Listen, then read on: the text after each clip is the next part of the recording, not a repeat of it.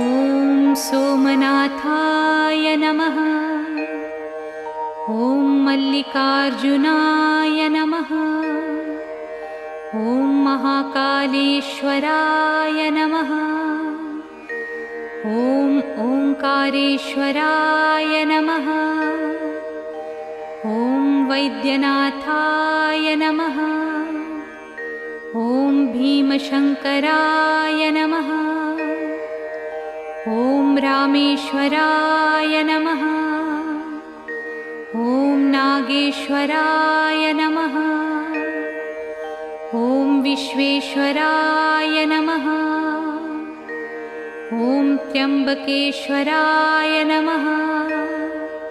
ॐ केदारेश्वराय नमः। ॐ भुस्मेश्वराय नमः।